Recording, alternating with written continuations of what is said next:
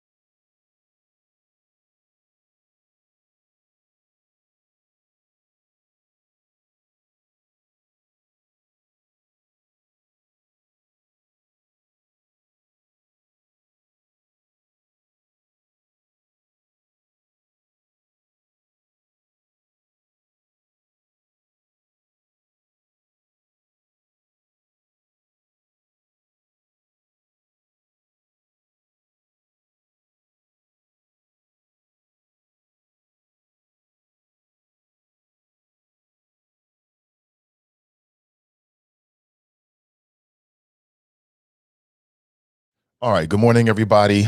Doing something a little bit different this morning. Let's get straight to it. 513-873-7134. How are you? People said no sound. So I didn't play any music yet. So that's why you're hearing that. What's up, everybody? Man, the footage from the insurrection. Oh, you talking about Trump? Yeah. I'll be honest with you, and I hope this doesn't disappoint you. I am paying attention to it, obviously, because I have to. I need to know what's going on so I can report on you. But maybe not as closely as I did the first time around. But I do know they've been showing more footage. I did watch like a 13-minute clip yesterday. Wow, man. I didn't know that the people who were at the Capitol insurrection, many of them have been called white supremacists, whether that's fair or not. Then no sound show hasn't started buying time. I don't need to buy time. I start when I get ready to start. Derica. No, I just didn't play any sound this morning. All right. But back to what I was trying to say here. So basically, I did see it, and I saw some images that I didn't see before. You know me, I think these Capitol insurrection videos are entertaining as hell, man. That's some of the best entertainment out here. Do I think they're going to convict Donald Trump? No, I do not. I don't think they're going to get enough Republican support to actually do it. I think he'll go down as the first president ever to be impeached twice, but never be convicted. And I think that's what's going to happen. Partisanship is winning. You know, many of these Republicans who expressed remorse initially have now fallen back to their position, which is they're going to try to use Donald Trump. You know, a lot of people are like, oh, these Republicans are afraid of Donald Trump. Maybe some are, maybe some aren't. But they're trying to use him. They want to be the next Donald Trump. You know, Donald Trump uncovered a cult-like following. And now some of these Republican senators and reps, this Marjorie Greene, which the media is about to do the same thing with Marjorie Greene that they did with Donald Trump and go overboard with the media attention and give her more of a platform. I mean, you would think they would have learned their lesson with Donald Trump. That's how Donald Trump got so much prominence and rose to power. Dale writes, that ish was financed and coordinated, was dealing with evil mofos. Right. Now, that's what we've learned. It wasn't just some kind of spontaneous event. It was well coordinated. It was a well coordinated attack on American democracy that black folks didn't do. And it's just going to be real interesting to see how people prosecute this and process this and what place in history this is put in. Okay. It's going to be real interesting. So good morning. Thank you for being here. Like I said, on today's show, I read an article last night, man. Stop the pity party for Glue Girl. I did not plan on bringing this up again. You know, I talked about it on Monday, and I was pretty much done with it. Okay, I was pretty much done with it. But I read an article in the USA Today last night, and it's compelling this flow. I read an article in the USA Today. I think I read it from the Cincinnati Enquirer's Facebook page or their front page of their website. And I'm like, you know what? Something's got to end. And I've said it before, and this Gorilla Glue girl, the glue girl or glue woman, however you want to look at it, this story is uncovering this issue once again. And the issue is that nobody's responsible for their actions anymore. It's always somebody else's fault. Nobody is responsible for their actions anymore. It's always somebody else's fault. We'll talk about it. We'll also talk about the king of smut, Larry Flynt. He has a very unique relationship to Cincinnati. I'll give you some flows, share some history with you. Also, he has a connection to white supremacists. As a matter of fact, that's why he was in a wheelchair. I'll give you the backstory in just a second. Also, did you see these so-called spat? That's what they're calling it, a spat between commission members. And, you know, this is kind of disappointing, quite honestly. We're talking about the Hamilton County commissioners. And if you don't know, Hamilton County has made history in two ways. I mean, think about this. On the Hamilton County commissioners, the board of commissioners, a three-member board, all of them are women. They are all women. That is great. Who runs the world? Girls. Who runs the county? Women, right? Women run the county. I think that is amazing. I love that. I'm expecting big things, right? Because men have run this country to the ground in some cases. Let's keep it in terms of political power. Let's keep it real. We need some black woman magic. You know what I'm saying? We need some of that ovary magic. right? We need some of that in positions of influence. Okay. I felt good about that as a voter living in Hamilton County. And check this out. We have a majority Black female Hamilton County Commissioner Board. There's only 3 spots. 2 of them are being held by Black women. Can you sprinkle some of that? Sprinkle some of that on there, man. That's a great story for us, for the county, for the culture, for the state, for the country, for the world, for the world. That's a great story. And I was disappointed to see that 2 of the Black females apparently are not getting along. I'm talking about Stephanie Dumas and Alicia Reese, who was recently elected. Have you seen this little back and forth they had? I got the video for you. We'll play it in a second. We'll play it in a second. Damn. I don't know what this is. And again, I haven't been given any knowledge. It was so interesting to sit back and watch the face of Denise Driehaus, who was a white female Democrat. It was so funny. It was. I love the world we live in. I love the virtual age. I love it. It was hilarious. For a people watcher like myself, that'll like slow things down to every frame and like really get close and watch everything. It was quite interesting. I don't know what they were beefing about. You want beef? I don't know what the beef was about. I guess it was about respect. I don't know what Alicia Reese did. Now, what has Alicia Reese done? People love to blame Alicia Reese. I don't know what she did. I just want to hear Alicia Reese say, Andy from Indian Hill, just one more time.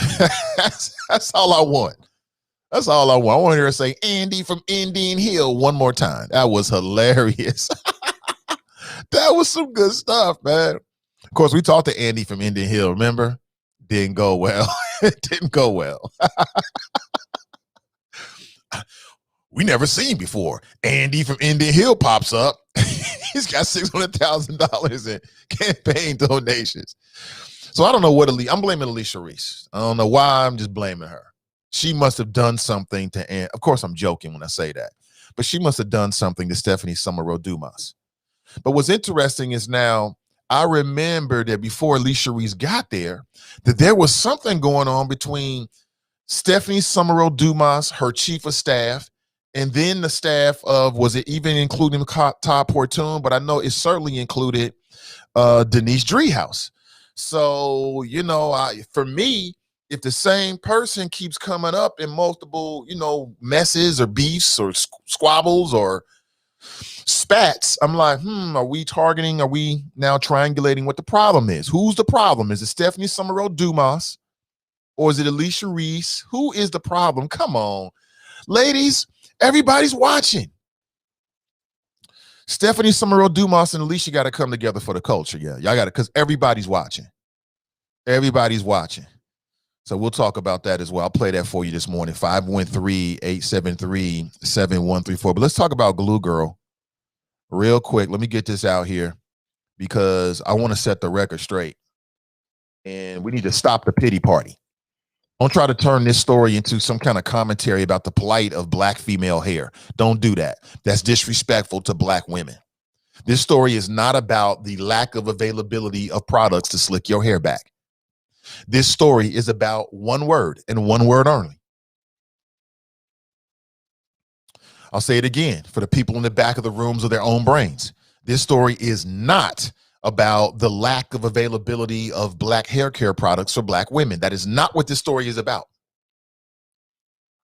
This story is about just one thing, and that thing is vanity. What people will do to so-called look good.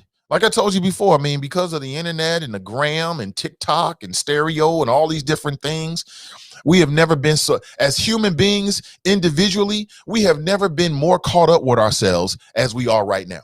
Everybody is full of themselves. Everybody's a model. Everybody's a talk show host. Everybody's a star.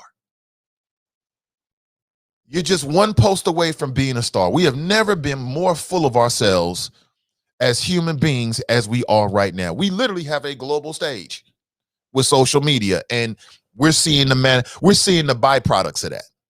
We're seeing what happens when human beings think that, you know, they can click a phone and get 1 million and go viral.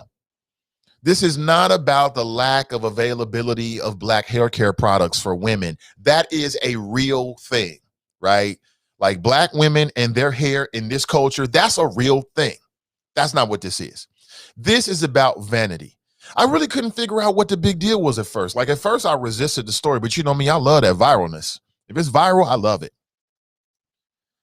And I'll talk about it. At first I'm like, so what's the deal here? I thought maybe, I'm like, damn, what did Gorilla Glue do? Which is actually based in Sharonville, Ohio. Do you know that? Anybody live near Sharonville? Yeah, I'm just driving through Sharonville the other day, last week. I didn't know that. It's an Ohio-based company. Yeah. And at first I couldn't understand what had happened. I'm like, okay, what did Gorilla Glue do? Did they do something with the packaging to make it look like it was a beauty product? Like at first I couldn't figure it out. And then I realized, like, wait a minute, she did this to herself. Like she purposely put the glue in her hair because she wanted that slick down look. So let me get this straight. In your pursuit of the slick down look, you're just gonna grab any adhesive products in your house. Where is the man in your life? If ever there was a time for a man in your life, it's right when you're reaching for the Gorilla Glue. Because a man would have told you, don't do that. Do I have any experience with Gorilla Glue? Yes, I've got some Gorilla Glue downstairs in my basement right now. I need to just throw it away because I opened the container and I didn't shut it all the way. And so it connected with the oxygen. And it's like that Gorilla Glue is not nothing. It's nothing to play with. I mean, you will glue yourself. No, you can't have that. You can have some fruit. You're not having Cheetos. No, Daddy, what? I don't eat only fruit. You're not having any Cheetos this morning. This boy coming here with me, he wants some Cheetos. You're not having Cheetos, man. Then he wants to argue with me. No, Daddy, I don't always have fruit in the morning. Yes, you do. You can get some fruit. Some damn Cheetos. Don't try it, kid. Daddy's work is never done. Anyway. So that Gorilla Glue, man, you will tape your eyelids closed. Or not tape. You will you will glue your eyelids closed by accident. It is not to be played with. You got to deal with certain things with extreme care. And it says as much on the bottle. So in your pursuit of vanity, glue girl or glue woman, however, some people go, she ain't no girl, she's a woman. Okay, we'll go with that. Glue woman, Wonder Woman, She-Hulk, and Glue Woman. Okay.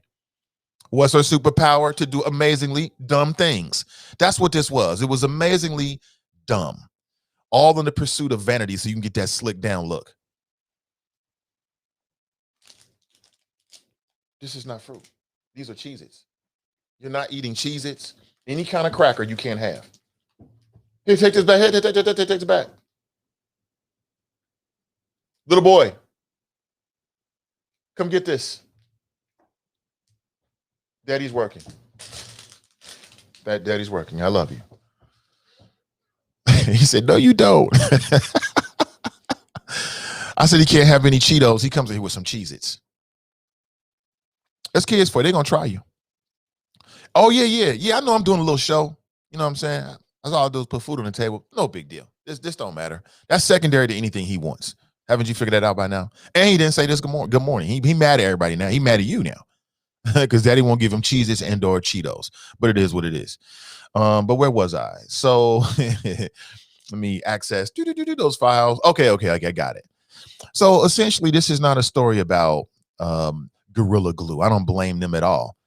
Any grown person that puts an adhesive in your hair, you get what you get, period. And then you don't have to have, sometimes it's just like God. Like sometimes you pray to God for something and the answer is no. And then some people can't accept that. Like, why won't God? He won't. He did. He said no. And same thing with your follicles, like your hair follicles. Sometimes you ask your hair follicles to do something and they say no. Her hair follicle said no. We're not laying down. Okay, we don't want to do that. We don't want to do that.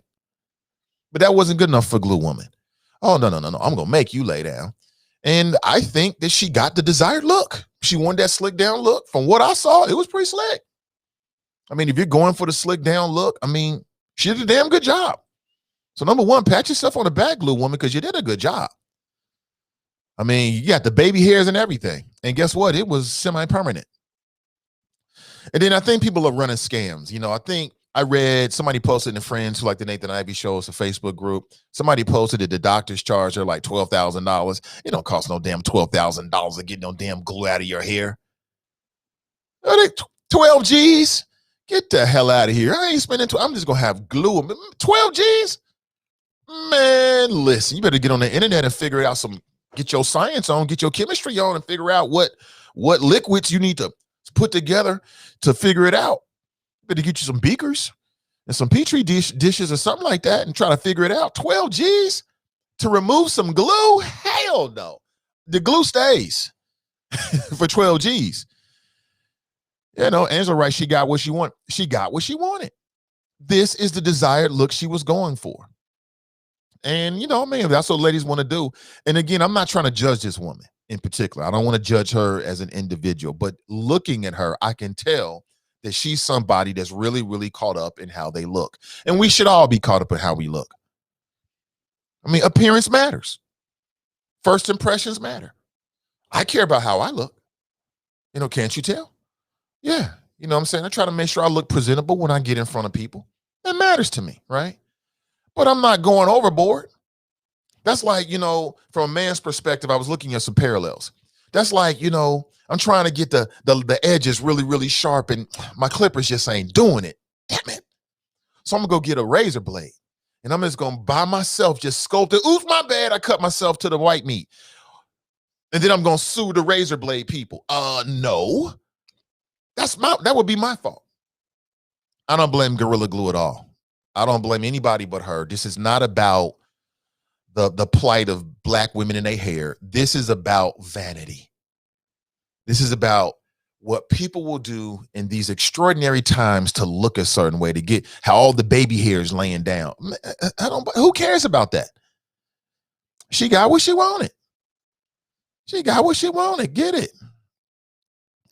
Brent writes, and I still don't understand the crow features she has for eyelashes. Her eyelid muscles must be strong. So y'all, look, she got her own thing going on. You know what I'm saying? Everybody got their own thing going on. If that's what she think look good, okay, great. Ain't good for her. I'm just saying in terms of the larger conversation about society, especially when it comes to the Black culture and our hair. We know there's a lot of conversation there and a lot of issues there. I mean, not the list of which is all of the stuff that Black women put in their hair in the pursuit of looking a certain way. And that makes them not want to work out. That's a much larger issue than one Black female who got caught up with vanity and decided to do something that was hazardous to her own health. Two different things. So I want to say it again. Stop the pity party for Glue Girl. Stop the pity party for Glue Girl. All right. Before we go any further, I want to take a second to recognize our sponsor for today's show. Today's show is sponsored by the Wellburn Experience. If you're looking for a dream home, or you're looking for a rental property, or you're looking for a commercial property, why don't you consider giving Otis and his team a call this morning at 513-252-1055. Again, that's 513-252-1055. There actually is a link in the description of today's show on Facebook and YouTube. And when you reach out to Team Wellburn, make sure you tell them that you heard about it on the Nathan Ivy Show. All right. All right. Now, let me give you a heads up. So tomorrow I have a doctor's appointment that is scheduled at 9 a.m. I'm getting some dental work done. So what does that mean for the show? Well, what I'd like to do is to push the time of the show forward to, let's say, 7 a.m. And then I'll end the show at about 8:20. Okay. My doctor's office is about 20 minutes away. If you add in, the snow and what everybody's going on, I want to make sure I get there nice and early. I like to get there like 5-10 minutes early because sometimes it works in my favor. They pull me back a little earlier. Okay. The dental work's going to take me a couple of hours. So I talked with Donnie last night, and she's planning to do a broadcast, the Is It Just Me podcast tomorrow at 12:30. And I know that doesn't leave a lot of time. So I will let you know if, in fact, we're going to push the show back maybe about 30 minutes. I think I'll be good. I think I'll have enough time to get this work done, get back, and do what I need to do for her podcast. Okay. But I want to give you a heads up. It most certainly is going to impact the Nathan Ivy Show. Okay. So it'll be a shorter show. And actually, I had a guest. I was scheduled to speak with Charlie Winburn tomorrow at 9 a.m. And I almost forgot about it. I need to reschedule that. So maybe we can do it earlier and talk with him. He was just appointed to be the interim Hamilton County treasurer. He lost by 2 percentage points to Jill Schiller, who, by the way, Jill, if you're listening, I know we need to catch up. And she actually, because of some quirk in the way that the laws or the rules are written, she actually won't take office until November. Okay, so I know there's a little bit of controversy surrounding whether the Republican Party here in Hamilton County did it the right way, but from what I gather, I mean, I think it's pretty confident that Charlie Winburn will be the interim Hamilton County treasurer, and he don't want to look at it as a lame duck session. He got a plan. So we'll hear what that plan is, hopefully tomorrow, okay? Good morning. Glenn writes, good to hear Donnie B is back. Oh, absolutely, for sure. All right.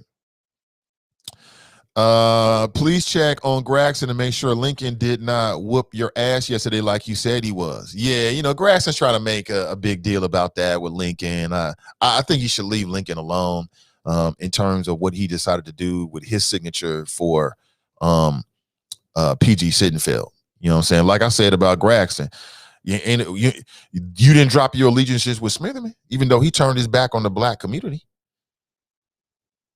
Run around on right-wing radio talking nonsense. Yeah, but that's not leaving the black community. But because Lincoln decided to sign on to a petition or a letter of support for PG Sittenfeld, then that does. Please stop it. Please stop it. Please stop it. That's black folks using black folks. That's all that is. Let me see here. Good morning. I think Jerica thinks she has a point here. She said show. I think I read that already. No, the show starts when the line goes up. That's when the show starts. When you come into it, that's when the show starts. Let me see. Angela writes, she writes, man, I've been watching the impeachment too, Nate. They scared of going down theyself. They are scared of going down.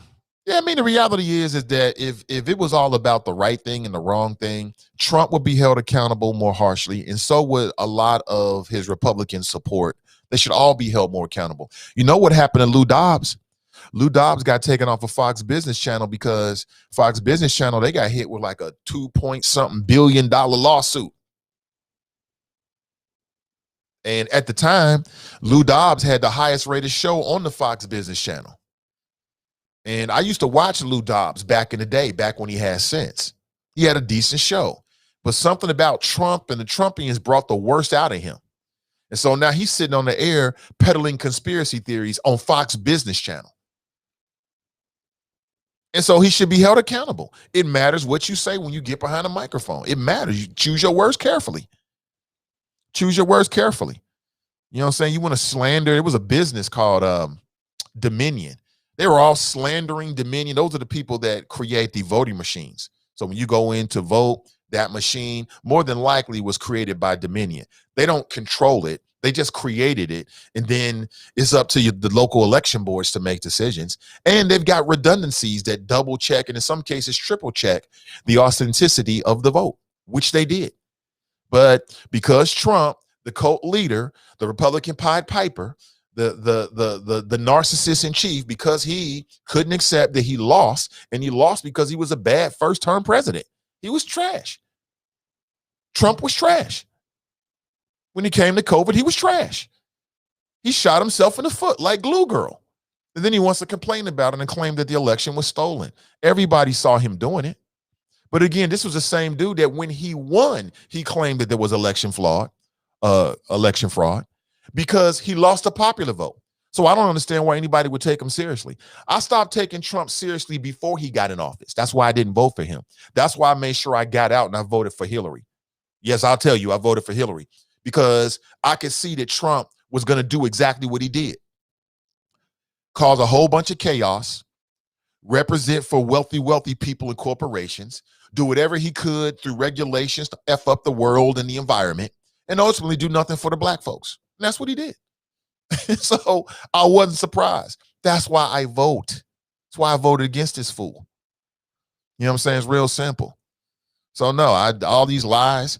I mean, here you are, you got states where Republicans run the entire election process for the state, but yet somehow they were going to I don't know, be a part of a mass fraud, some kind of scheme to allow Joe Biden to win. It just doesn't make sense. Why anybody would take this seriously, I don't know. But that's for the Democrats and people that work in politics to figure it out. That's for you to figure that out. Trump tried to reinstate Jim Crow. Yes, he did as much as he could.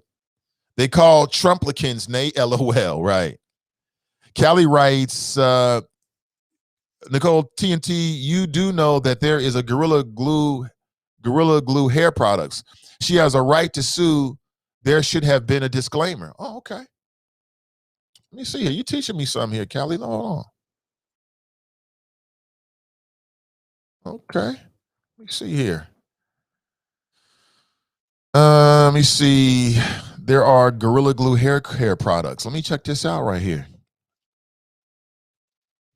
Let me see.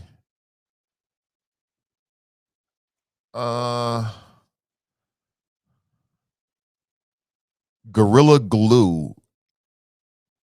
I see something called Moco de Gorilla Punk Squiz hair gel. Moco de Gorilla Punk Squiz hair gel, but it's not Gorilla Glue. This is something that reads Mocha de Gorilla.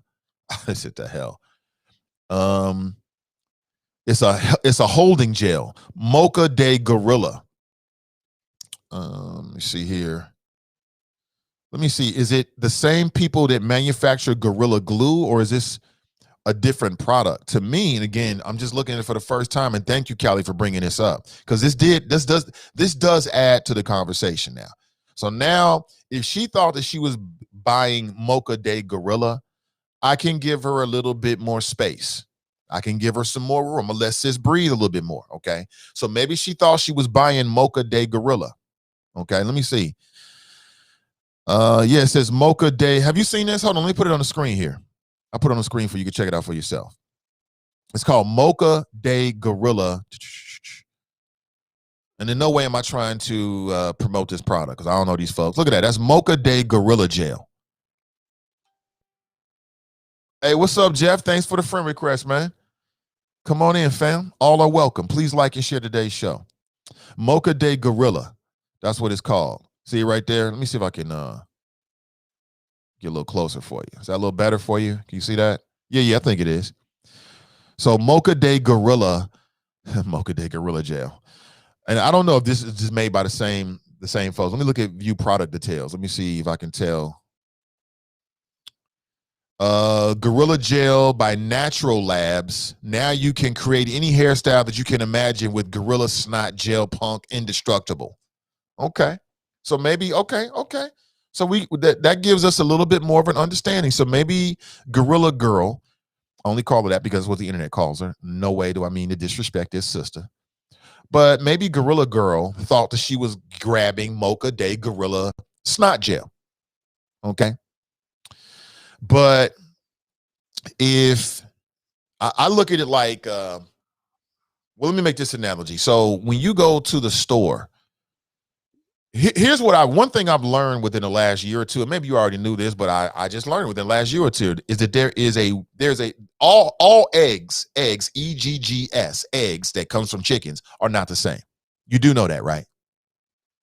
So when you go to your grocery store, wherever you buy groceries, usually they got a big old sort of semi-freezer or like a cold storage unit where they have the eggs. And you got all kind of eggs in there. All those eggs are not the same. There are eggs out there in the market that are, I call them trash eggs, and would never eat them unless an apocalypse is happening or it's like the last days.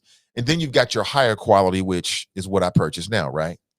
So if I go to the grocery store and I want to buy some eggs, and I reach in there and I buy the wrong brand, whose fault is that? Let's say I want to get, which is my favorite, pasture. Let me tell you the eggs you should be purchasing. Pasture raised, organic. Those are the only eggs you should be eating. Why? Highest nutritional content, and then it don't have a whole bunch of bad ish in it. If you're going to eat eggs, go buy those eggs. They're going to probably cost you twice as much as regular eggs, but aren't you worth it? And you will taste a difference. You will see a difference, no doubt about it. So if I go to the store in mind to get my favorite organic pasture-raised eggs, and I reach in there and I get some trash eggs. And then I take them home and I'm just so caught up and I put them in, I whip them into my ingredients and make an omelet. And then I don't realize until I've eaten the entire omelet that, oh my God, I bought the wrong eggs. Whose fault is that? It's my fault. And so even with Glue Girl, if Glue Girl thought that she was purchasing Mocha Day Gorilla, but in fact, she was buying Gorilla Glue adhesive, whose fault is that? That's her fault. Come on, we whatever happened to personal responsibility? You are responsible for the things that you do. But we live in a world now where it's everybody else's fault. It's the priest's fault. It's Black Jesus' fault. It's the creators of Good Times' fault because they stopped the series before the series should have stopped. You know, it's Gary Coleman from Different Strokes. It's everybody's fault but the individual these days. They make all these excuses. How is she going to sue Gorilla Glue because she didn't get the right adhesive? Let's say Gorilla Glue sells all kinds of products. Let's say they sell everything from adhesive that you might use on a construction site, all the way to the adhesive that somebody might put in their hair. How is that Gorilla Glue's fault? Because you go into the store, grab the wrong item, and then don't properly read it. I guess some people think that reading is only for the internet, right?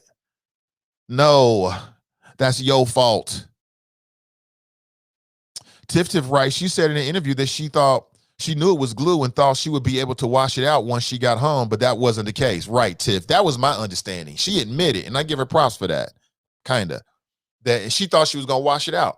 See, that's why you need that man in your life, ladies. I know you got some women out there with the I don't need no man syndrome. I don't need no man. I got my own. I got you. I got you. But when you're trying to open containers and you're purchasing Gorilla Glue, a man would have told you, like, don't do that. Don't do what are you doing? Like I told you, this story is about vanity. It's not about the plight of Black women in their hair. Please don't do that. Here, please don't bring this down. Don't try to bring us all into it. Don't bring every Black woman and her follicles into this. Don't do that. That is wrong. This is about one woman and her bad decision. Nothing more than that. That's what this is all about. 100%. I read this article, man. It was written by a sister, right, from USA Today, but they had it in the digital edition of the Inquirer. I'm like, what? Oh, this is bigger. This is about the plight of Black. No, it's not. No, it's not, but let's go to the phones. Good morning. Welcome to the show. Hey, buddy. What's going on today? I'm doing great. Welcome. Wonderful. Wonderful. Yeah, you're having your way with this Gorilla Girl with Triple G. I've kind of had my fill of it. But what I have not had my fill of, well, you know how you say that Cincinnati's cursed? Like our sports teams are cursed? Right, because of the evil that Hamilton County has done to God's children, yes. Exactly. That's why I know Cincinnati public schools are going to school this week, because of the evil that the school board did in separating Walnut Hills from the rest of the pack. That's why we're getting blizzards. It don't snow this consistently and this heavy in Cincinnati. It's the curse of Walnut Hills. Okay. You're laughing, but it's real. You know what I'm saying? Because what I've found out over the past 2 weeks that, and I hate to include you in this, you know I love you, it's nothing personal, but you are a parent of Walnut Hills. You guys are obnoxious. You guys are the most obnoxious group of Cincinnatians there are. Nobody ever said, send Walnut back with the rest of us. People were saying, keep our kids out of school like you're doing Walnut. And y'all, and to a man, every one of y'all got indignant about that. You know, it's like Jamil Hill says about straight Black men being the white people of the Black community. Walnut Hills is the white people of Cincinnati public schools. You know, I see Donnie B's long post talking about, let me tell y'all why Walnut is the only one ain't going back. Trying to, you know, come through all these putrid excuses. You know, just like they do, just like white people do. Oh, 70% of you Black people don't have a father. address this in your community, address that in that community. No. These 2,500, 3,000 kids are Cincinnati public kids. And if they get to stay home, the rest should get to stay home. That's all. I don't give a damn about your student-teacher ratios or none of that. And as you know, alt middle is for the children. So therefore, I believe I looked it up, and the next school board meeting is next Wednesday, the 17th. I'm going to go there and protest that mother. Because alt middle is for the... I'm standing, since nobody else want to stand up for the rest of the babies, the alt middle will. I'm going to go there. I'm going to march. I'm going to walk in circles. I'm going to come up with rhythmic chants. And I'm going to talk slick and greasy. Well, let me know. I want to get... actual... When you do that, let me know. Yeah. Let's coordinate so I can get some video footage for the pod. That'll be dope. Oh, for sure. I'm going to go up there and talk real shit. I ain't playing. Oh, I believe this is unfair that these kids have to go. That's why I thought about that yesterday. It took me 4 hours to drive 5.5 miles. and the whole time I'm cussing out Walnut Hills. This is your fault. Well, no, it's not. But my question for you, bro, I got a question and a statement. Number one, where you been at with all this outrage? You're late. We needed all this outrage a month ago. You're late to the party, Fame. I told you. You late to the party, Fame. We needed you with all this outrage and for the children a month ago, a month and a half ago, when people like me and others were leading the conversation saying that all the schools should remain virtual. We needed that then. And well, I got out of the way of common sense. I figured that the school board would use common sense. Whatever you figured, you're late, bro. Officials, exactly. These elected officials lack the requisite common sense. And so now muscle got to step in. And you lack the requisite timeliness. So now you want to have a conversation that we've been having. We've been having this conversation for months. Okay, well, you ain't got shit done in the conversation. Now it's time for muscle to step in. Well, actually, they did. Okay? They did get something done. The Walnut Hills parents that you called obnoxious let their voice be heard, and they challenged conventional wisdom and brought up logic and science, and they forced the school board to see it, and that's why the school board made this decision based upon logic and science. Damn Walnut Hills and the elitism. Okay? I don't, like I told you the other day, you're the information disadvantage, brother. Like I told you, that's the school district's fault. How am I, as a reasonable taxpayer in the district, why would I not think that you're having a meeting about the whole district not going back as opposed to just one school? They had that meeting 3 weeks before that, bro. That's what I said. You late. What you think we've been talking about for 3 weeks? Well, okay. Well, now that the children have been totally offended and dissed and dismissed, the 33,000 non-geniuses in Cincinnati Public, now that they've been dissed, it's time for action. Okay. You're going to show up the day after the apocalypse somehow. It's time for action. Whether it's late, you ever heard the term better late than never? We're not talking about... it don't apply to this. Yeah, I've heard it before, but it don't apply to this. We needed all this outrage when we was trying to talk to the school board, when I was having conversations with the school board 2 and 3 weeks ago, trying to tell them that all the schools should remain where they are. Now you want to pop up after everything's been decided, talking about you going to go up there and let your voice be heard. Well, you go right ahead. Like I said, I want to get some video footage. You go right ahead and do that, but you're late. You want to insult me and clown me, but then you also get the video footage. Make up your damn mind. I'm going to do both. I'm going to do both. I'm about amplifying Black voices. So when I see opportunities with people I'm working with to get the footage that we need, I'm going to do that. At the same time, I'm going to correct my brother and let you know that your ass is late. We needed you 3 weeks ago on this. Now you want to show up talking about Walnut Hills pants are obnoxious. You didn't need me 3 weeks ago. Please stop. You didn't need me 3 weeks ago. I don't have children in the district. My only child that lives locally goes to White Oak. Okay, so if you don't have kids in the district, just sit back and let the people that you just insulted, the Walnut Hills parents, let us deal with this because we have skin in the game. I'm a taxpayer. I got skin in the game. How dare you be so elitist? There we go It's again. not about elitism. It's about what's important to you. This is more important to people that have children at Walnut Hills than you who don't. Hey, I just saw Brandon Thomas's senior comments. Hey, Brandon, take the dick out of your mouth while you're talking to man. me. See, there you go. Disrespecting I don't people, know who man. do you think he's talking to. He disrespecting me. I mean, I haven't read his comments, bro. It ain't that serious, man. But I hear you. Yeah, I mean, you feel like you got to defend yourself. Defend yourself. I get it. Yeah, you know, I'm not, you know, that's why I say these people don't deserve me. I'm going to the board. I'm about to be Rona Barrett, you know, from Lean On Me, to Be on Wheels. You will not treat these other 33,000 children like this. I'll holler. We needed you 3 weeks ago. What the hell is you talking about? But again, the business always goes on, man. I separate the business from the personal. That's two different things. You gonna go up there? Let me know. I'm gonna get some good video footage for the pod, okay? Most deaf. At the same time, I'm gonna let you know that you're late. You're late. We needed you 3 weeks ago. Talking about Walnut Hills parents are obnoxious. I mean, if that's your opinion, I don't read it that way. I think the Walnut Hills parents are concerned. They got loud, local, and vocal because they have children there. We got children, our offspring, the next generation, you know, people that we love and would die for.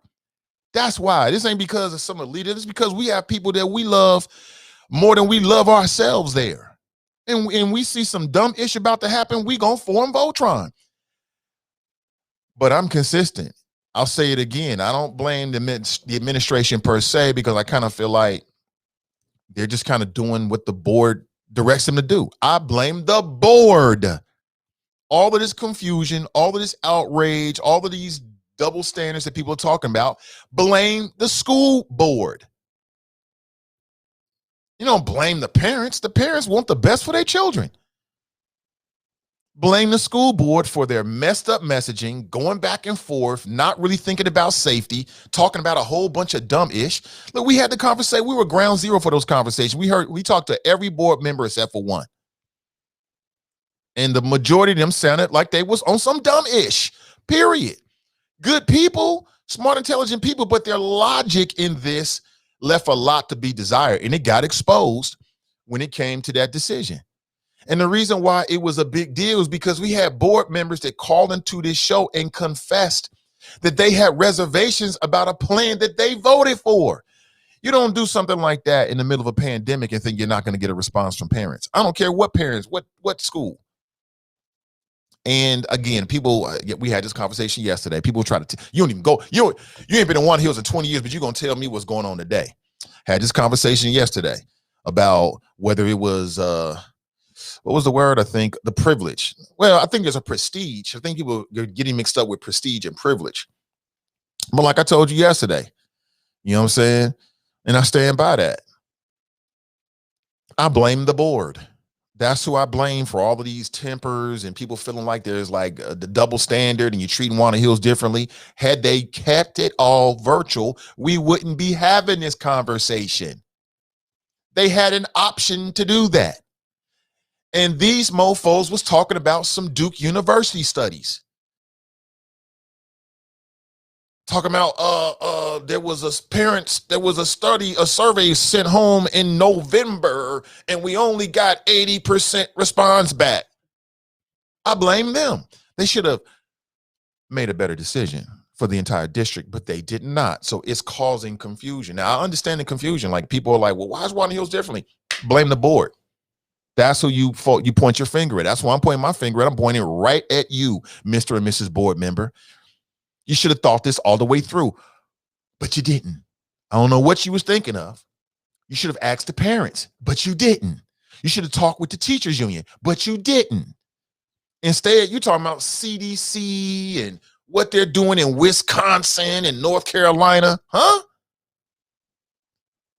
But you didn't look at what they was doing in Cleveland schools. And you weren't looking at what they was doing in Columbus schools. Cleveland schools aren't going back until the end of February. Columbus schools, they were out all of last year. They weren't going back and forth, which is, again, people like myself.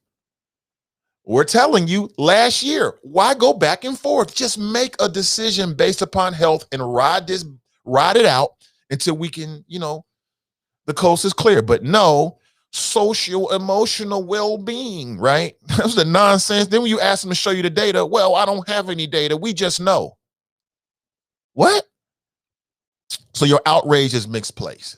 You're outraged at the wrong folk. You should never be outraged at parents, because parents want to make sure that their children are in a safe place. And you late as hell, man. Talking about you gonna go up to the board. You do that, buddy. And I'll be there with the video camera to make sure you get some good footage. I want to see you. I want to catch you in the moment being disgusted. I mean, I ain't gonna waste the opportunity, but I'm here to tell you that it made no damn sense. Like, I'm gonna go up to the board. We needed you 3 weeks ago. 4 weeks ago. I'm gonna go up to the board like this with your little shoulders, and I'm gonna let them have it. You do that. You do that, buddy. I'll be there. I mean that too. I will be there. I'm not joking. I mean it 100%. I'm gonna let them know. The hell, I get the fuck out of here with this dumb shit. All right. If you want to share your thoughts, 513. I don't know what him and the brother going back and forth. I don't know. Like I said, for me, I can argue with you. Listen, I'm the oldest of 2 brothers and 2 sisters. We argue. I got a few with my little brothers right now. I love them. I separated. We put that over there.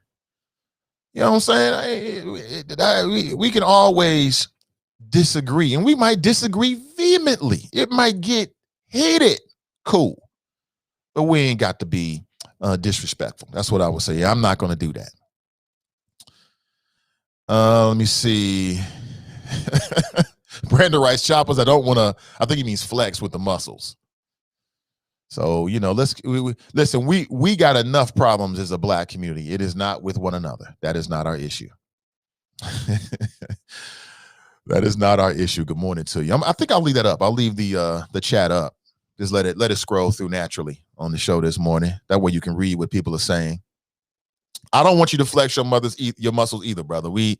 If we gonna flex our muscles as black people, let's flex our muscles for the real enemy, for the real problems. We just talking. This is small stuff. This is inconsequential. Somebody says something. I mean, if it's something that we need to pay attention to, we want to learn and grow, obviously. But I got no problem with no peoples, especially no black folks. I ain't got no problem with you whatsoever. Even if you got a problem with me, I ain't got no problem with nobody. Not over no talk radio. It ain't that serious.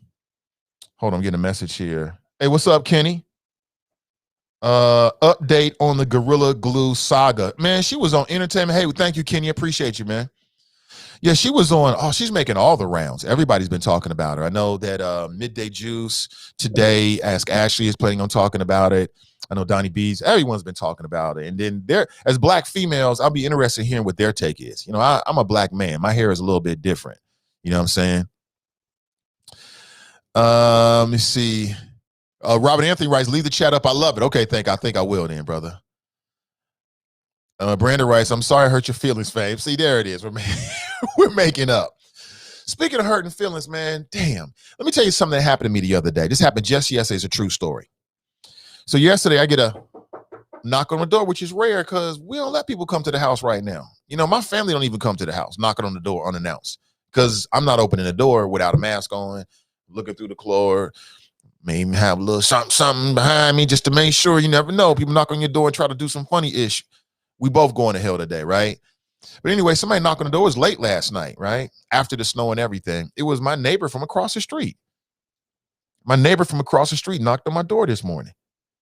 And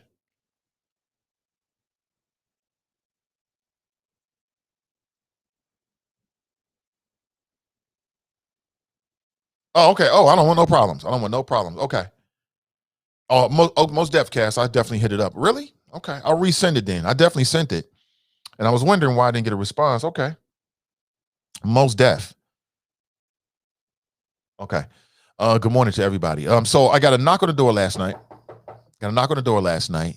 And it was my neighbor from across the street. And I'm like, damn, we don't really have a relationship like that. I wonder what this is.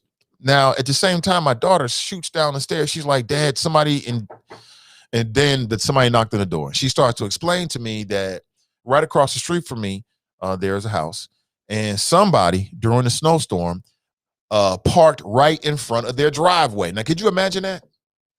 Could you imagine you go out, You're about to get in your car, you're about to go to the store or whatever you're about to do. Maybe you got to go to work or whatever. And somebody has completely blocked your car into your driveway during a snowstorm.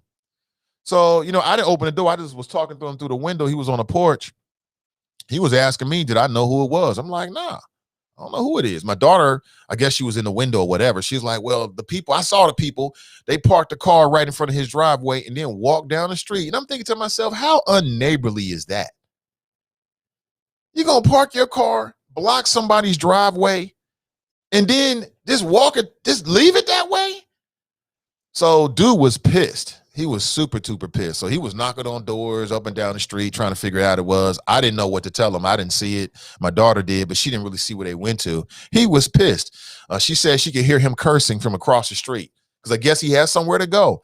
And like I told my daughter, I'm like, you know what? See, this is stuff that humans do. All they had to do was just knock on the door and say, you know what? No disrespect, just want to let you know that because of the snow and the ice, I'm kind of blocking your driveway. I'm only going to be, and you tell them how long you're going to be. Is that okay? And they would have told you yes or no. Like, hey, I'm not going anywhere. That's cool. Just make sure it's moved. I got to go to work in the morning. Or they would have said, hey, listen, man, I got somewhere to be in 15 minutes. So no. And then that means you got to go move it. So I kind of monitor it, man. I mean, dude stood out there for hours on hours waiting for them to come back. And when they finally did, I guess he felt relieved at that point. I never saw his car leave his driveway, so I guess he gave up on it. But I'm thinking, see, this is where we are these days.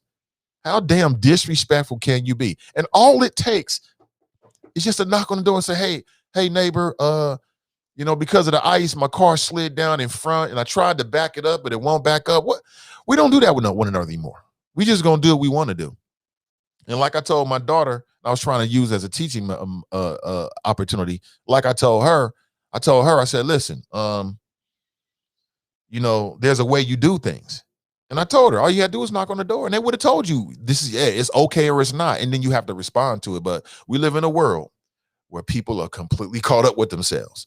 And they feel like whatever they want to do is justified by whatever they want to do. Whatever means, whatever it is. Them just disrespectful. But like I told my daughter, I said, he's a good guy. Because here he is running around the neighborhood, knocking on doors, trying to figure out if he can figure out who they are. A lot of people, including yours truly, would have just called the boys and had them tow that ish real quick. I don't play no games with it. Because these days, you get to arguing people, they want to pull a pistol on you, or you get to arguing people, they want to pull a knife on you. I don't got time for all of that. That's the way I look at it. Like, if you got the nerve to block my driveway, then I got the nerve to call the boys to tow your truck, to bring a tow truck to move your car. You know what I'm saying?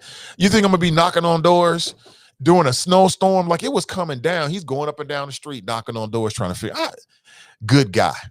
I got a good neighbor. That's the moral of the story. He's a good guy. That's a good-hearted person, because I wouldn't have did that. I ain't knocking on no doors. I'm just going to look outside up and down a little bit, and I'm calling the boys. They're going to come remove this ish. Now, of course, last night, who knows when a tow truck would have showed up. It probably would have been today when they showed up with all of the snow and all of the challenges associated with it. So I just want to tell you that little story there. I bring this up because I read last week, I meant to bring this up, that there was a murder. It was a double murder suicide. Two neighbors got into an argument over shoveling snow. Apparently what was happening is the street is kind of like narrow. And when one neighbor was shoveling the snow, they were throwing the snow across the street into the other neighbor's yard across the street. Now, how damn disrespectful is that? So apparently, as they were doing this, one of the neighbors got a weapon, came outside and killed two people in the streets. Bang, bang. Then went back into his own home and took his own life. A double murder suicide over snow. But really, it's over disrespect. It's really over disrespect. Like, I've had people do that in my yard, come into my yard with their dogs or just walking. I'm like, what are you doing? Who are you? And I think that in these days and times, people just are oblivious, or they just don't care, or whatever. But things can quickly escalate. Like that situation yesterday, that could have escalated depending on who was involved. Like, because some people would lose it and start busting the windows out of cars and all kind of stuff like this. So now when whoever comes back, now they outraged. You done messed up their wit. I'm just saying, man, we got to have more respect for one another in these days and times. There's a moral to this story. I'm saying this for a reason. What I'm saying is, let's deal with the big issues and let's keep the small issues small. All these little arguing across the deck here on the talk show, that's small stuff. We got bigger issues. You know what I'm saying? Just telling you. I told my daughter, I was like, he better than me. You think I'm walking up and down the street doing a snowstorm? Talking about, is that your car? I ain't doing it. I ain't doing none of that. I ain't doing none of that. Let me see here. If it was hours he had to wait, probably missed out on whatever he had to do already. Could have been. Let me see. Oh boy, Fame is in his feelings. Brandon writes, I hope Dominion wins. Me too. Hope they bankrupt Fox News. Yeah, because what'll happen is they'll force their people to be more responsible.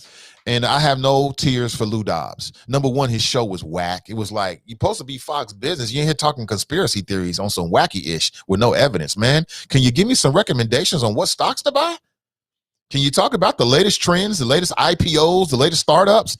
I mean, what the hell are you talking about Dominion for anyway? But he'll jump up. He'll be on Newsmax or Max News or Blaze TV. I mean, he'll show up on one of these conservative platforms.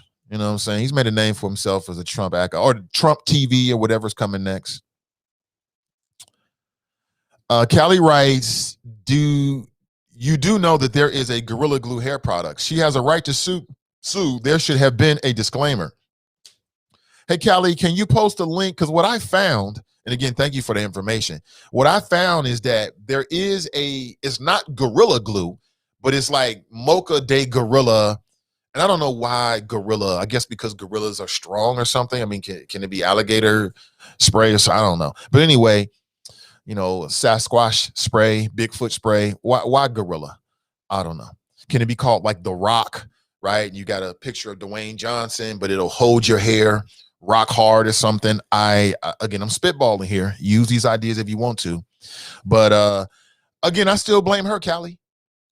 I do not blame if Gorilla Glue has a healthcare product, okay, a hair care product, not healthcare, then it's up to the individual to decide on what they're going to do. That's like me going to Kroger and I think I'm buying shampoo, but I buy Clorox. And then I go home and put Clorox in my head.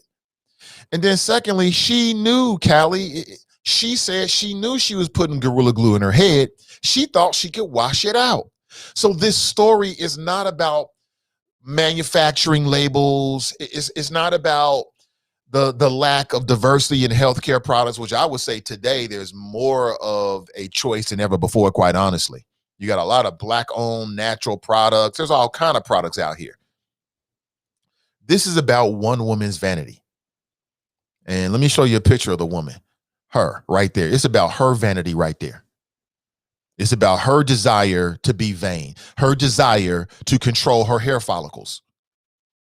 She asked her hair follicles to do something. They said no, but no wasn't good enough.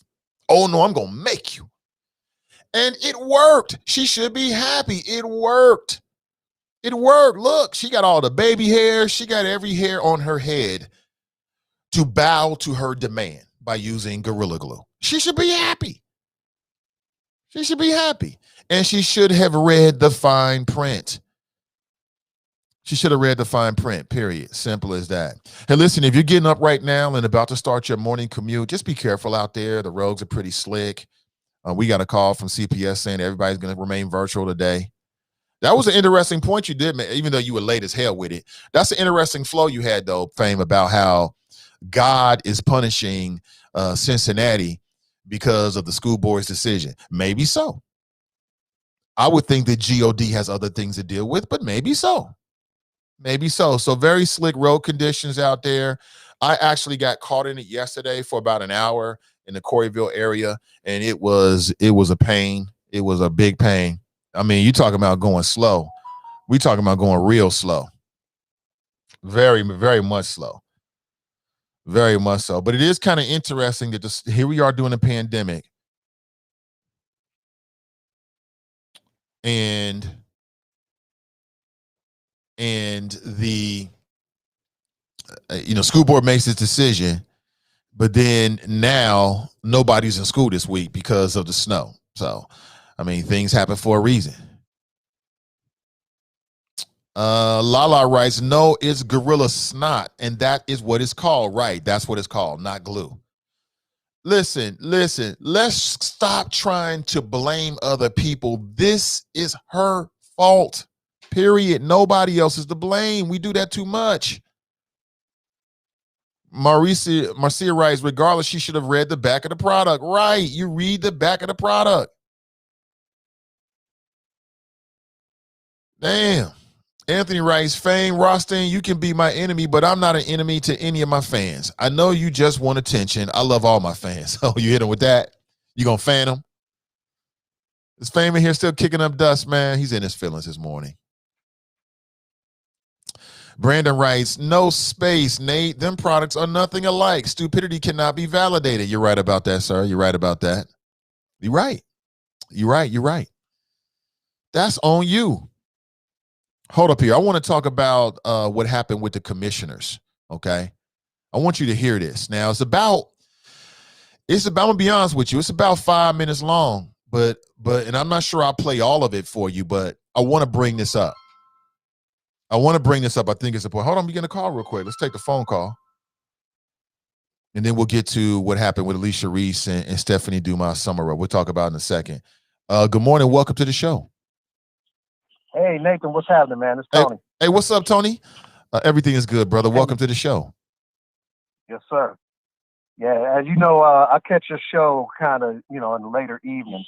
So I don't get to hear it live. And so I was listening to your show yesterday, and I wanted to drop a couple flows about the prestige of Walnut Hills. Please do. Go ahead. All right. Well, I'm also a Walnut Hills graduate. And I was listening to people talk about Walnut almost like they were getting moist, and I'm just like, it was a phase in my life. I really failed to understand what was the big deal about Walnut. Now, originally, when I was a sixth grader, my older brother went there, and so it was something to look up to. And I'd heard reputation about the school. Okay, that's the place to be. That's where, the smart kids, that rep. And when I got in there, man, let me tell you, man, there's some of the biggest dummies, world-class dummies up in Walnut Hills. It's a test. It's a test you pass in the sixth grade. That's why, and you're a Walnut parent, that's why they come up with the term Effies,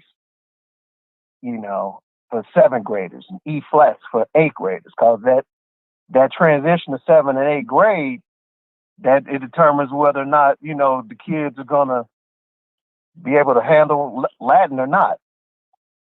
And so you get a big amount of, kids that end up leaving. And as far as Latin, I mean, it's a dead language, first of all. It's helpful, I guess, if you get a prescription. But other than that, you're better off taking Spanish in some other school. And I mean, I know for me, Latin was kind of tough because I didn't care about it. And, I guess that's my point, is it's what you apply yourself. And you could do that at any school. So it wasn't anything in the water at Walnut Hills that bred, the best of the best or the elite or something like that. I've always thought Walnut, the strength, I guess you could say the strength in Walnut Hills was the parent involvement and the alumni dollars. Because they get a lot of alumni support. I mean, I give alumni support. So they do bank in that, and they do, foster a lot of parent involvement. But once again, you can find that at any school. It's what the parents put in. But I will say also, when I graduated, I mean, man, I couldn't wait to leave. I mean, I didn't leave when I graduated from Walnut. I didn't leave with any rosy feelings, nothing like that. My mindset was kind of look, the the friends that I made here that I like really friends, we gonna be friends after this. And we're gonna be friends for life. The rest, I don't have to ever see y'all again. You know, I mean, matter of fact, I got a 30-year reunion coming up this year. I'm glad of COVID, cause I ain't paying no money to go to some event just to catch up with people. I already did that on Facebook for free. Right. Right. So I know how many kids you got. I know what color your dog is. I mean, I done seen it, you know, and so I don't have any rosy feelings about it. I mean, I listened to Danita yesterday, and I don't know if I went to school with it. Now, granted, I might have came out like before some of your callers, you know, or I doubt any of them came before me, you know, but she was talking about a class called Time to Speak. I was in that class. I'm still tight with the teacher. We catch up on Facebook. Did it help me in life? No, it really didn't. It was just something to take. You know, so you had a lot of classes like that, as you probably know. You know, you in there. I mean, and that's something to what you were saying. You got skin in the game. You're a parent who's dealing with this. And I remember, man, when you were talking about the traffic in the hallways and stuff like that, man, it brought back memories of just how much of a not super spreader, but just an ant, like an ant farm, ant hill or something like that in them hallways with people going back and forth and bumping shoulders and you don't have no clear lane. I seriously doubt that they could come up with something now. I mean, I haven't been there in years. I don't know how, they did so much remodeling, but the Walnut Hills I remember, that's the last thing you want to do during a viral pandemic is have kids going in the hallway there. So right. I think like you said, like if they just would have kept all the kids, and none of this would be talked about. They just should have just kept kept the school kids at home, but they so hell bent. And I've listened to all the interviews you have, with the school board members and just their blah blah blah and this case study and that. To me, it's a common sense call. The safest place is at home. So, but yeah, man, I just had to chime in because I heard all this Walnut Hill talk, and I was just laughing like it wasn't that deep. It was a school. I enjoyed it. Some of it I enjoyed a little too much. Got in a lot of trouble at that school, but it was a learning experience. But it ain't something like, it ain't like being a West Sider thinking of Elder, you talk to some people out there, man, they have a tear in their eye. They talk about Elder. It ain't like that. It was school. It was just a phase in your life. Then you go move on to the next. You move on to college or whatever. So, but I'm gonna get back to work, man. But I'm listening. I'll be listening to the whole show later on. So I had to chime in. Hey, appreciate the call, man. Take it easy. All right, man. Yeah, that's Tony. He went to Walnut Hills. Yeah, Danita called in yesterday. She was acting like Walnut Hills is Hogwarts. Like they teach you how to walk on water over there. Like it's some kind of magic. No, it's just a building full of people. Brick and mortar and people. Nothing else. When you walk into Walnut Hills, you don't become a part of some kind of secret society. You don't get a code to get access to unlimited funds. That ain't how it works. You still got to build relationships like any other place. Like any other institution, you get out of it what you put into it. Simple as that. And in some levels, I was, when I got to Walnut, I had to start dealing with things. Like when everything's all good, it's all good. But when you start to have some friction, when you start to have some issues, it starts to uncover, who you are and who you're really dealing with. And what I'm here to tell you is Walnut got the same problems as every other school. Every teacher at Walnut is not A1. That's a damn lie. They don't act A1. Their interactions with staff, with students and parents is not A1. Their administrators are not A1. They just ordinary people like everybody else. I haven't seen anything extraordinary. Now, there's some good teachers there, but there's some teachers that really shouldn't be there, quite honestly, as well. They got some folks in that building getting a paycheck from CPS that need to be sat down. Just like I'm sure you can find that in any school in CPS. So, I mean, I'm here to keep it real with you, not the BS. I'm going to keep it 100 with you about my experiences and what's going on. Let's go back to the phones. Good morning. Welcome to the show. Hi, my Hello. name's Kay, and I went to Walnut Hills as well. And I've listened for the last couple of days, and I think that what a lot of people aren't realizing is it's the culture. When you come from your elementary school and you've passed that test, you came out of a school where everybody for the last 6 years has told you you are the best. You've been the best on the test taking, you've gotten the greatest grades, and now you're in a situation where everybody is the best. And it raises the expectation of the student. Point blank, period.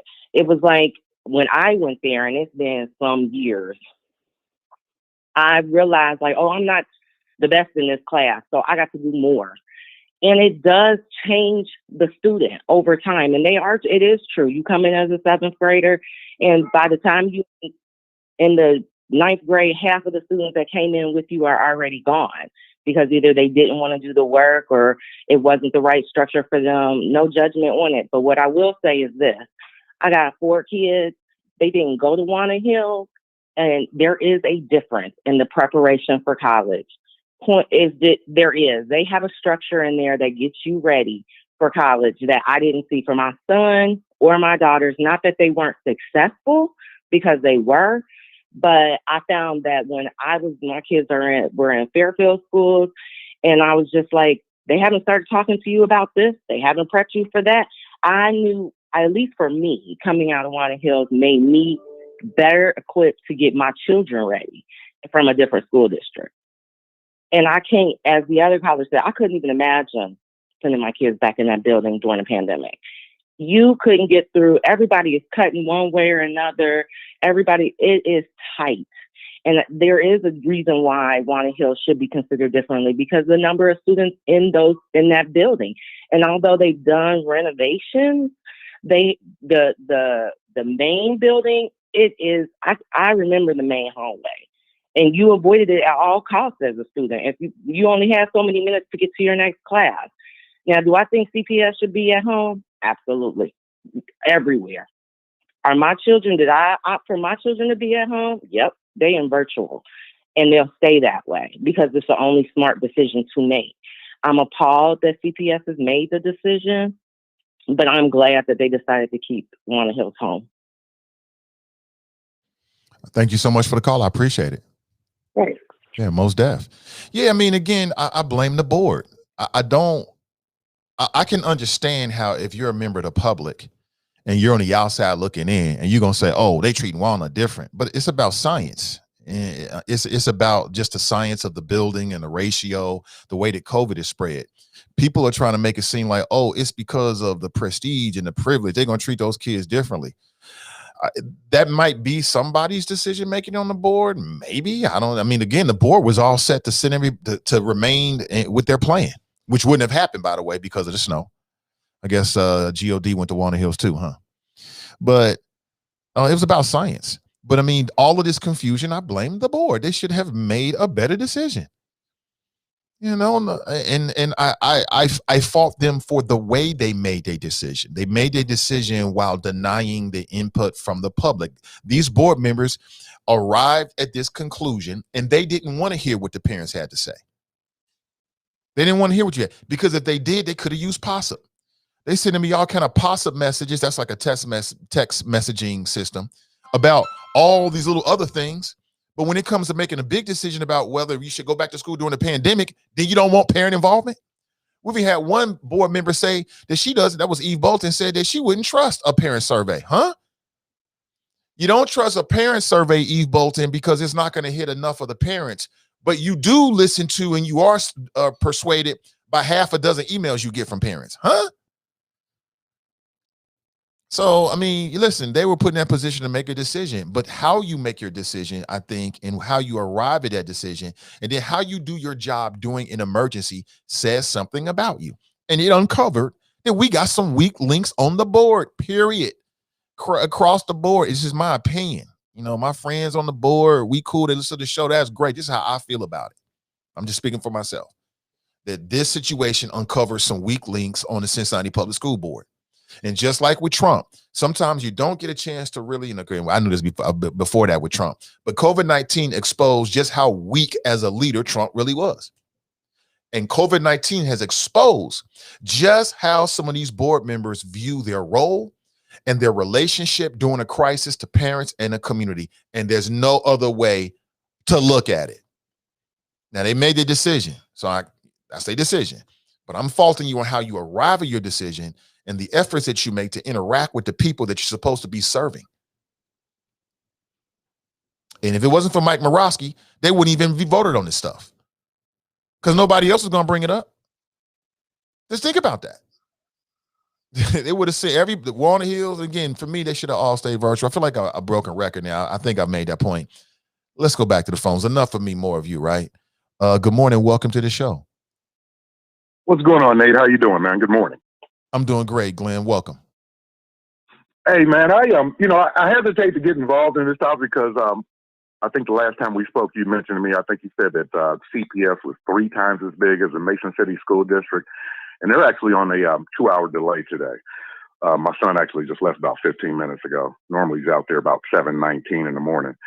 But Nate, the question I have you ever received any information on the percentage of parents that if they had the chance to do blended learning, the percentage of parents that would have their kids stay at home? Because that was one of the things that made me comfortable with my son going back to school. And, Mason City schools have been back since, they probably took off maybe 2 months at the beginning of the pandemic. What we're talking about probably March and April.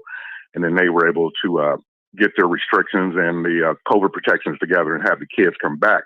But what made me comfortable with him going back was when I went to the orientation and they showed how the kids, and I heard the last caller talk about how tight it is at Walnut Hills High School. Well, at Mason City Schools, it's a newer building.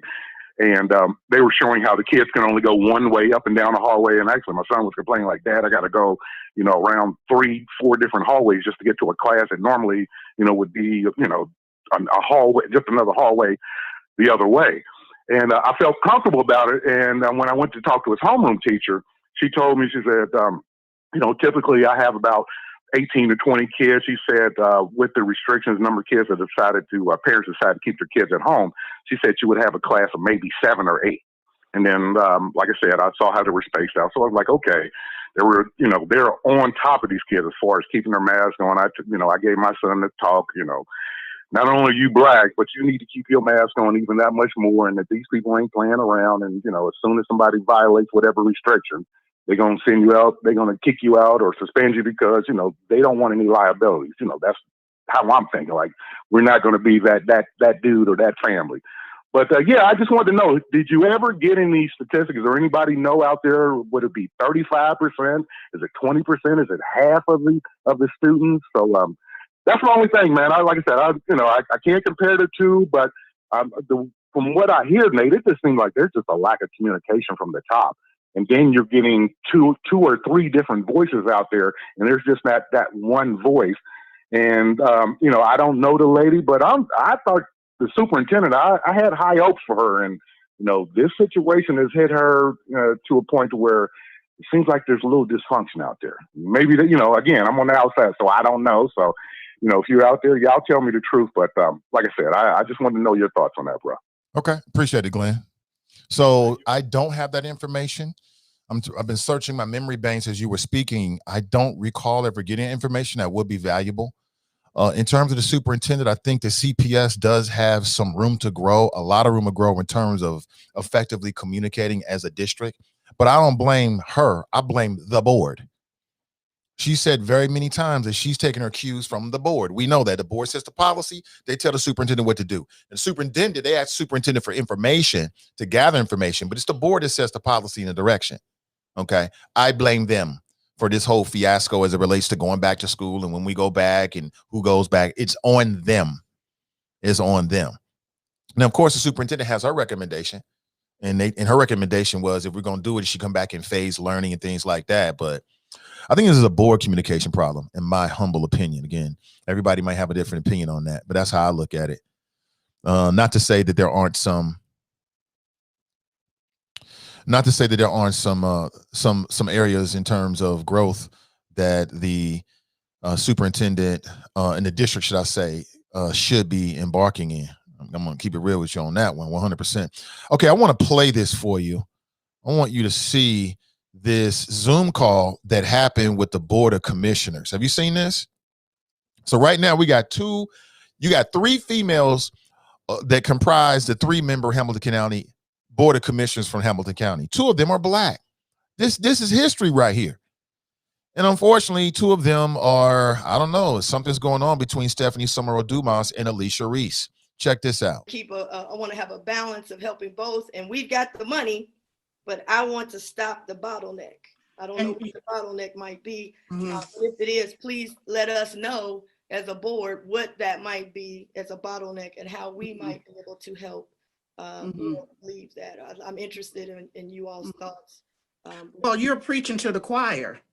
You're not the only one that doesn't sleep at night. You're not the only one that has spoken directly to people that have problems with their rent or their food. We're all in this together, as you said earlier. We have been trying to help people that are in apartments, and the landlords have not been cooperative. I've talked to AFTAB about that. I mean, there's an eviction court, and so landlords are being invisible. So what you're saying, we know we have money. We know we're trying to get the money. We know we just said 500,000 to look at some different ways to make that happen quicker.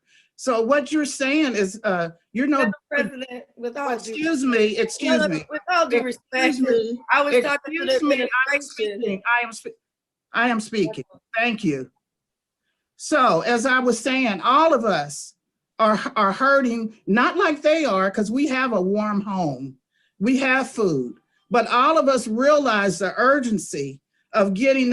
Hold on, family. So now while all this is going on, I want you to make sure you keep your eyes on that top right box, okay?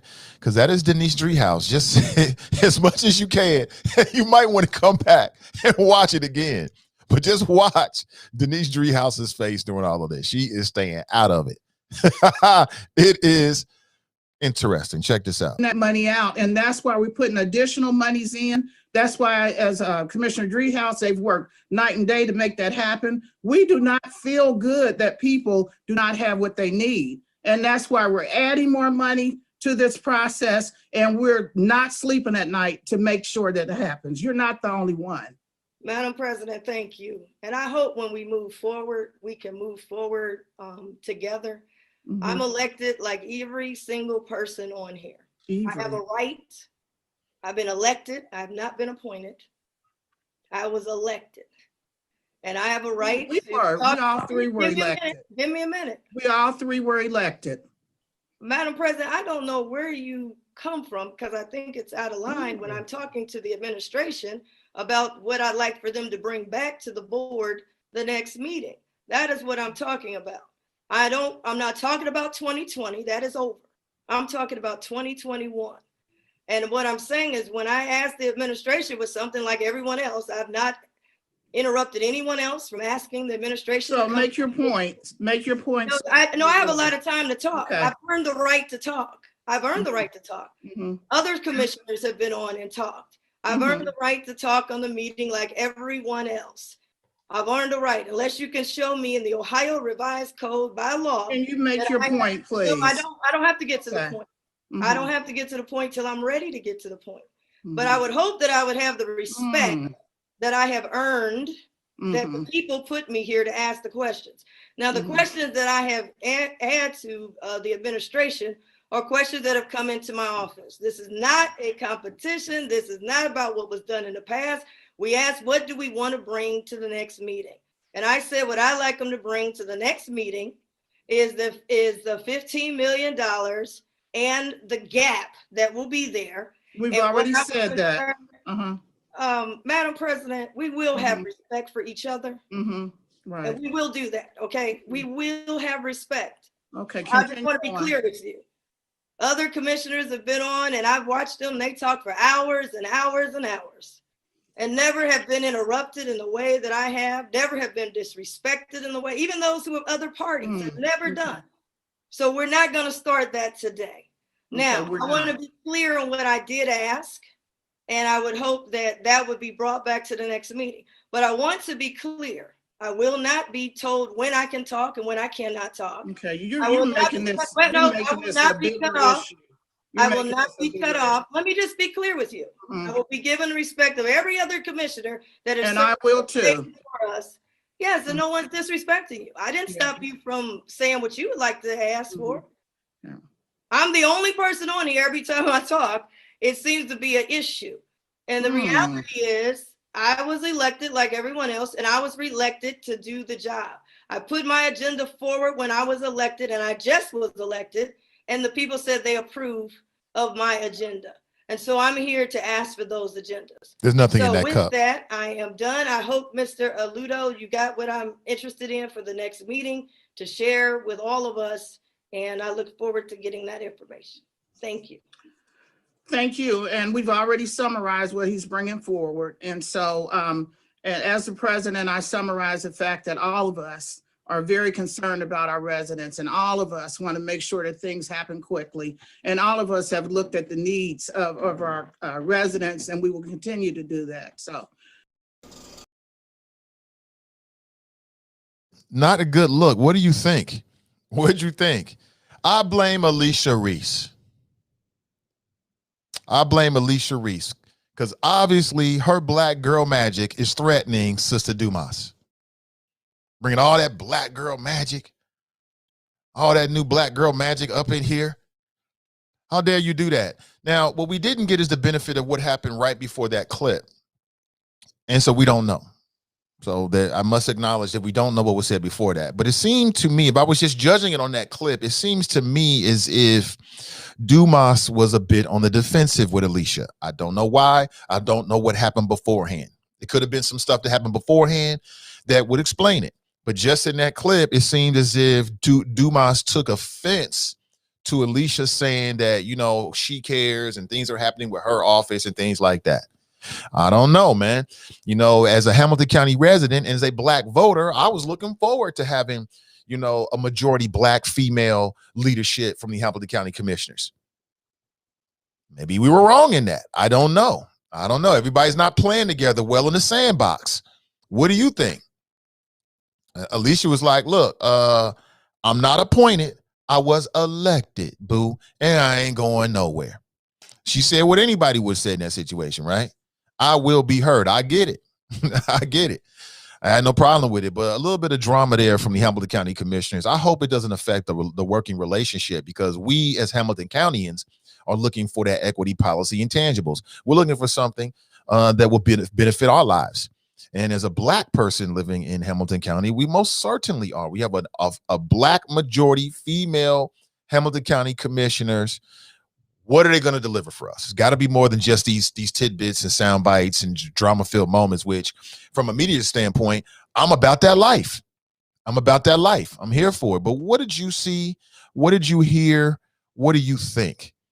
See, a lot of people are going hard at Dumas. Somebody said roast Dumas day. Yeah. Dumas seems like a hot mess. Where is the Bishop Bobby Hilton? I thought that he was her chief of staff. I guess he was not on the call. So I don't know. I am going to reach out to Stephanie Dumas to see if we can get an interview. I'd like to know her side of the things. We'll see if that can happen. I'll reach out today and see if we can secure that. If I can get it for tomorrow's show, then I will. Now, again, tomorrow's show is going to be different because I'm going to start at 7 and probably end at about 8:15, 8:20-ish, so I can get to a doctor's appointment at 9 a.m. All right, just to give you a heads up on that. So if I can squeeze it in tomorrow morning, I will. If it comes to fruition, I will. You'll hear it. And if we have to go live at a random time, then I'll do that because I'm interested in hearing more about it. And I want to hear her side of the story. To me, that clip makes her look bad. It makes Stephanie Dumas look bad in that clip. That's how I process it. She seems very defensive. You know, maybe she feels as if, and sometimes it's happened even among black folks. Black folks are not immune to this. You get somebody new come into a situation and then people feel threatened. I'm not saying that's what's happening with Stephanie Dumas because I haven't talked to her. I'm just saying I'm trying to explain what I've seen here without the benefit of having any more information than just that. Sometimes that happens. Sometimes it happens, it happens on the job. You go in a situation and you just had one and now you got two, and the one is like, wait a minute, I'm losing my identity. I don't know who am I now? Oh, I'm nobody. Oh, I don't matter. Oh, got Alicia Reese coming in here with all that black girl magic and she this and she that. I don't know. I don't know if that's what the case is. I don't know. Maybe Stephanie feels like she was slighted on some levels. Maybe she's got a good reason to. I don't know. But as a voter, as a Hamilton Countyan, I want y'all to get to the choppers. Get to the choppers. Get to the delivering something for people on that kitchen table, making our lives better, making our investments better, creating more opportunities here in Hamilton County. Coming up with a better way of doing things, of reaching folks here in the county, addressing the county's issues, and not this back and forth. But again, from what I saw from Alicia Reese, I mean, people will say, well, Alicia didn't have to do that. Yes and no. Like, I think that you always got to put your foot down and let people know that you're not going to be disrespected. I mean, that's in almost any scenario, you got to do that. But again, I'm really curious as to what was going on with Sister Dumas. She seemed like she really took offense to Alicia saying that things were coming to her office and she cares. She's like, we all care. Yeah, I'm pretty much sure that we do know that. We all care. We got that. So I don't know. Maybe it's some personality issues going on there or something like that. But it was interesting. For our purposes this morning, it was interesting. You tell me. 513-873-7134 if you like to share your thoughts. Okay, let's go to the phones here. Hey, good morning. Welcome to the show. What's happening, Nathan Ivy and the Choppers? This is B. What up, B? Good morning to you, brother. Welcome. What's happening? Thank you. So I wanted to make a statement about Walnut Hills and just AP classes in general. So I went to Walnut and I took one AP class, and that helped me graduate a semester early in college. Not to say that there aren't any AP classes in any other high schools, but I'm just saying, if you're a parent and you have an opportunity to get your kids in an AP class in high school, it's like $81, I think is what it was, to take that test at the end of the year. So you compare that to how much that class would have cost in college, then that's a lot of money saved and a lot of time saved. So just wanted to make a statement to all parents to try to get your kids in AP classes if you can, and because that's a lot of money saved down the line. And that's all I got. All right, thanks for the call. Appreciate it. All right. Yeah, I would say that's a benefit of Walnut Hills, not a privilege. That's what I would say. But thank you for the call. I saw, hey, what's up, Cam? Cam's in the house. Good to see you, brother. He said, Nate, cut it out with the black girl magic. No magic, it was hard work. Well, that's what they mean when they say black girl magic, Cam. Like, clearly you know that I know that there's no real magic involved. When people say black girl magic, that's what they mean. They mean it's the hard work, it's the hustle, it's the drive. That's what that means, Cam. Yeah, we know. Thank you, brother. Frenay writes, so he skipped credits? I'm confused. TNT writes, can't we all just get along? Yeah, we know that's not real magic, Cam. We get it. That's what they say. When they say that black girl magic, then we talking about the sis and out here working hard, applying all her incredible skills. That's what that means. My work is just getting started. Just getting started. Let me go back to your chat this morning. If you want to call in, the number is the same, 513-873-7134. And I am here to receive it. I want to hear your thoughts this morning. What is on your mind? Let's do it that way. There it is. That way we don't cut off the chat at the bottom here.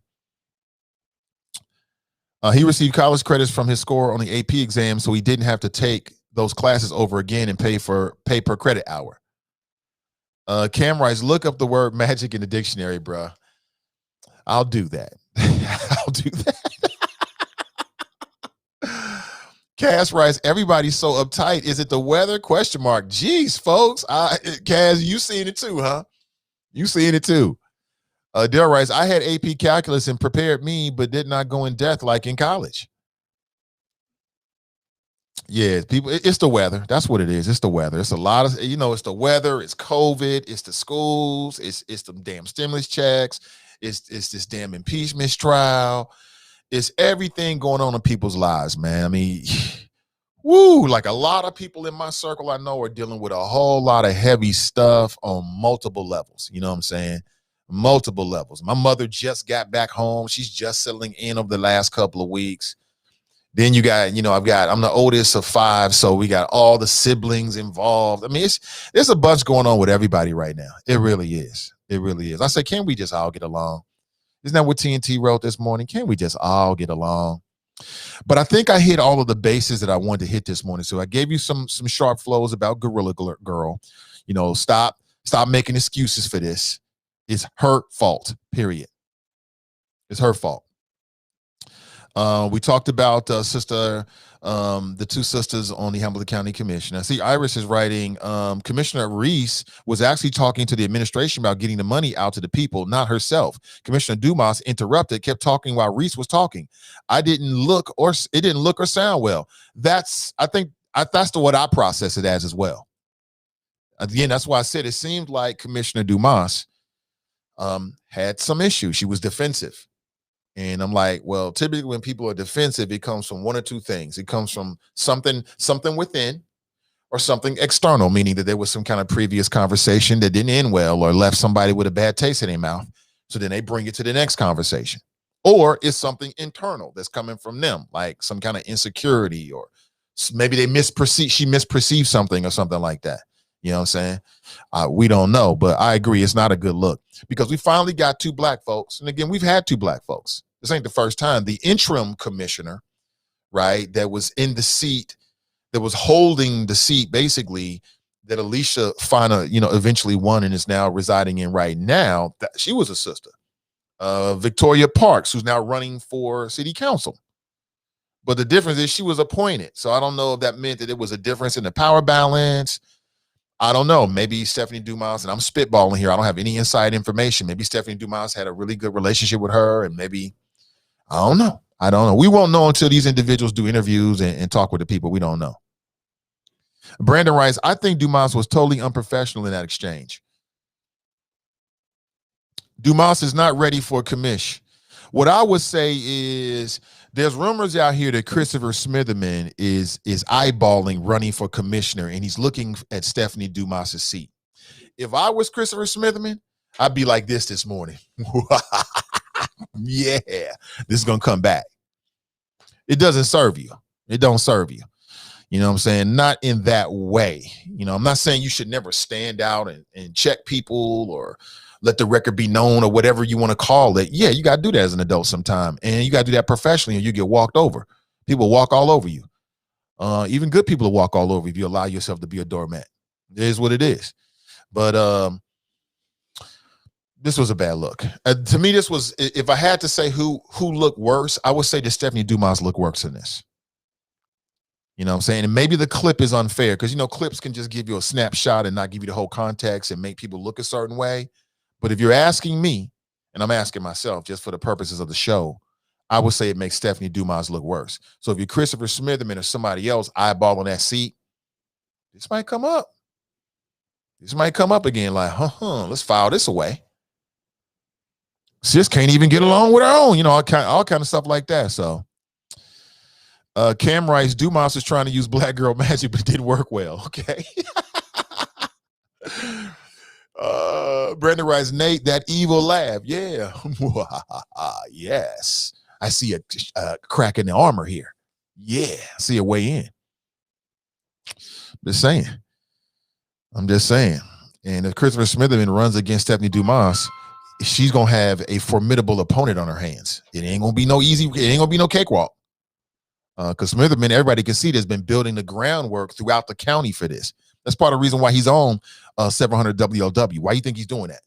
Part of that is the long-term strategy. I keep telling people when it comes to Christopher Smitherman, that man thinks several years down the road.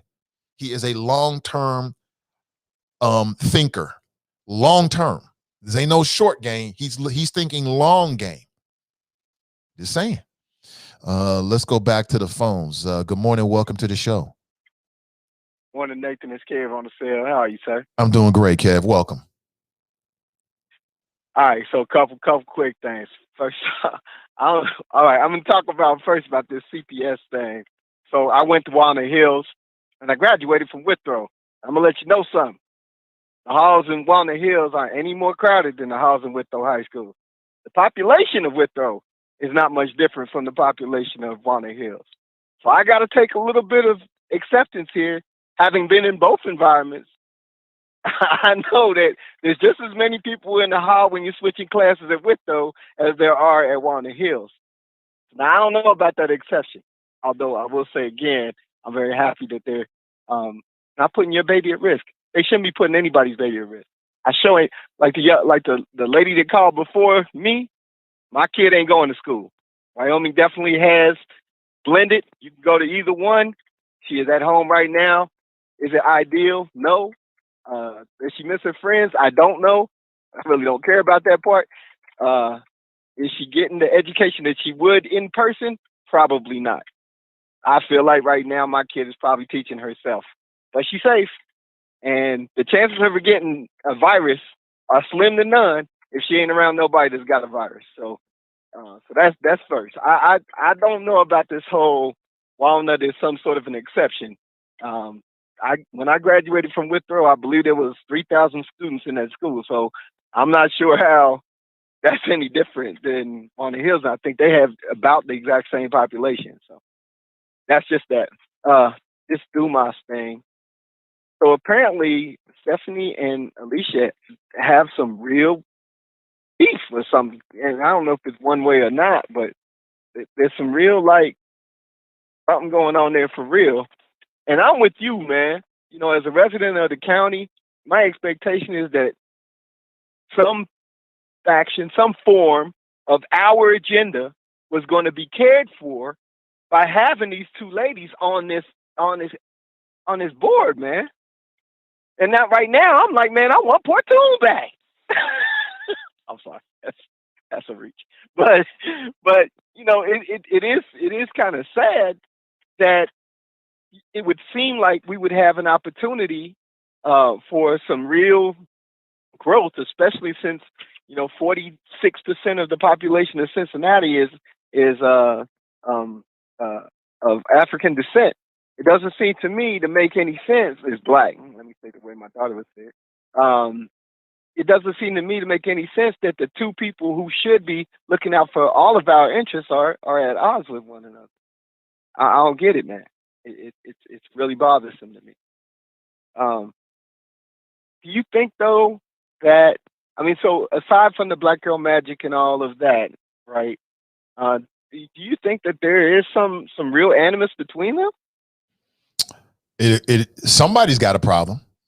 To me, it looks as if Stephanie Dumas has a problem with Alicia Reese. From that clip, that's what it looks like. I don't know if that's true or not, but that's what I gleaned from the clip. Well, I've heard that there is some. In fact, Bishop Bobby had said, and by the way, I don't know if you know this, but he had gotten over COVID, and so there's some other things there too. He actually came out and said that himself, that he was dealing with that back when we were all questioning where is Bishop Bobby. It's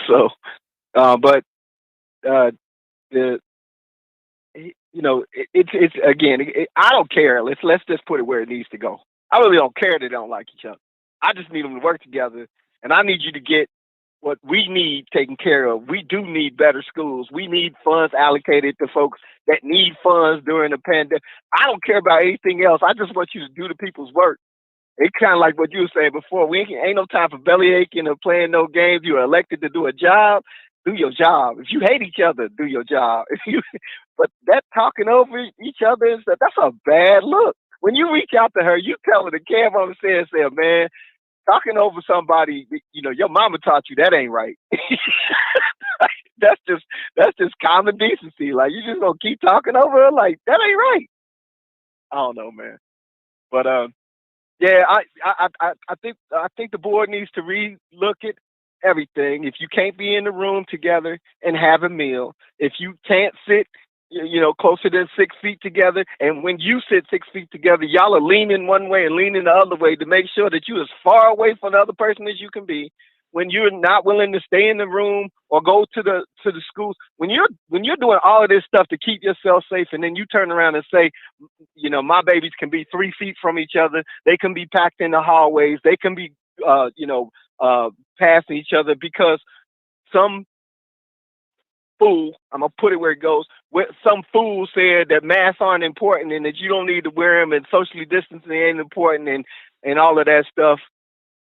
That's a bunch of crap.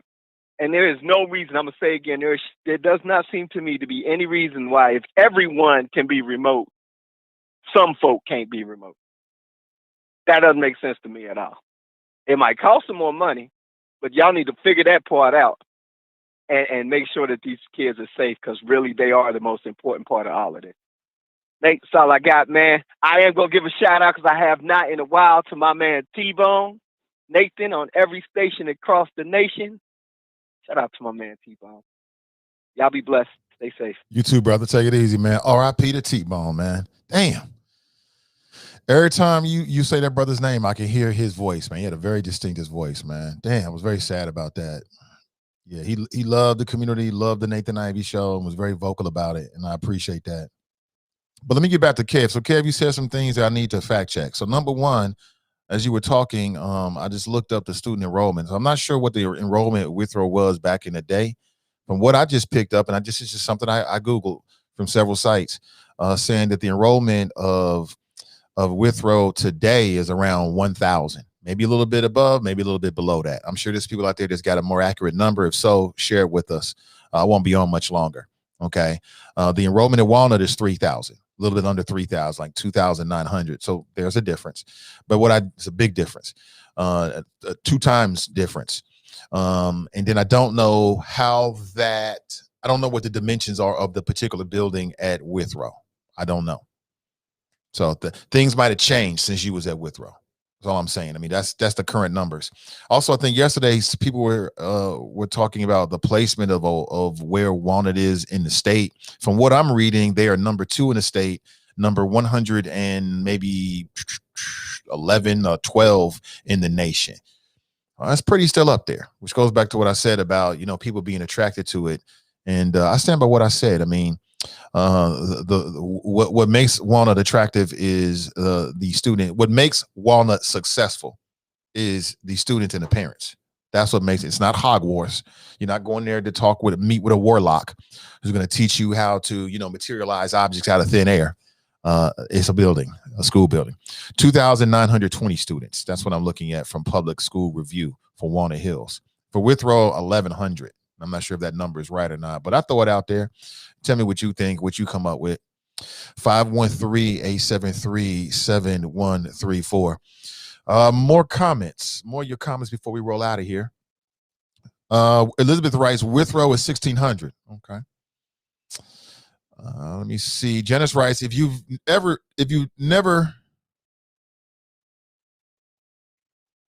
Okay, Deanna, most definitely. I'll hit you up after the show.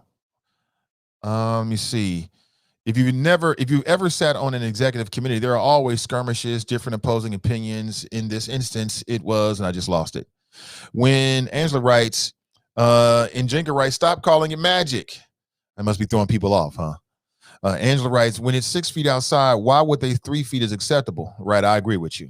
The other thing we got from the CDC, and again, I already knew this, the CDC within the last 48 hours put out a report saying, and get this family, they put out a report saying that when you double up your mask, so if you have like 2 masks on, like some people have like those surgical masks, even though they're not really surgical masks, and then they'll put a cloth mask on top of it. Guess what the CDC found?